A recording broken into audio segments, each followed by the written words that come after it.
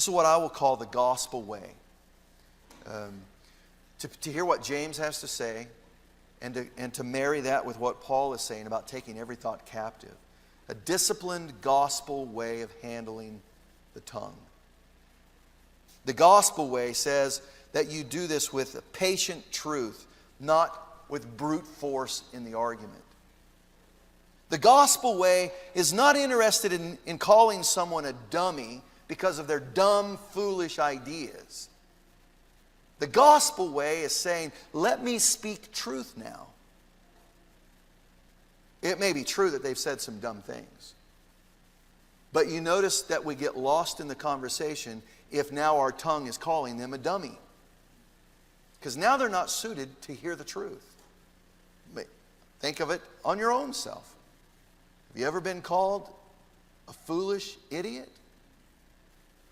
Well, if you haven't been, you can certainly think of times when you should have been. But can you see there is a gospel way to respond? And it is with mild meekness, gentleness. And it is not with a disposition. It's not with a puffed up pride that says, I know better than you, you dummy. You foolish, ignorant nobody. No, you're no longer in position of persuading someone into truth. You're now just exchanging insult with one another.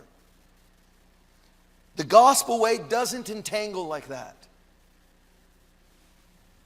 The gospel way doesn't think highly of oneself. I'm thinking, these are things how long does it take you to take a thought captive?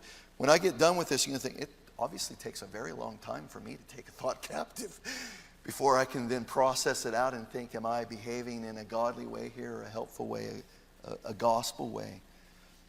Well, I think the discipline of it, in the practice, if we decide to live a practiced, disciplined life to keeping our thoughts captive in all exchanges, then when it comes time for the heat of the moment and someone has hurled an insult at you or they've said something to cause a stir in you, you're now best suited to respond with a reasoned, careful, disciplined disposition. The gospel way doesn't think too highly of himself. The gospel way is not the natural way. The gospel way says, stop here before you speak. Think about what you're about to say. Consider what they've said. Did you hear what they said? Have you processed why they said what they said? The gospel way doesn't shut the other person down immediately. The gospel way lets truth shut them down eventually. They may never in the temporal day come to an understanding of the truth.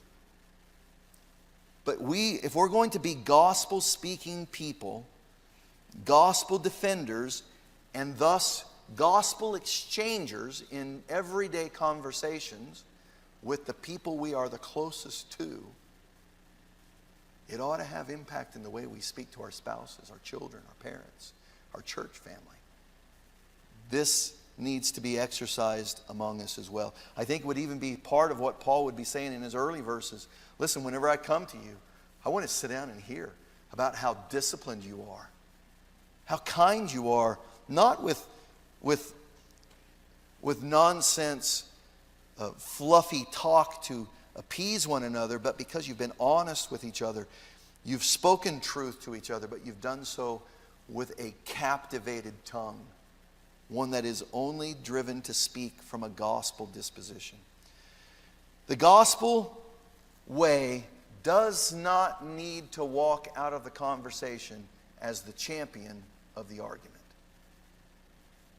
The gospel way needs to speak truth.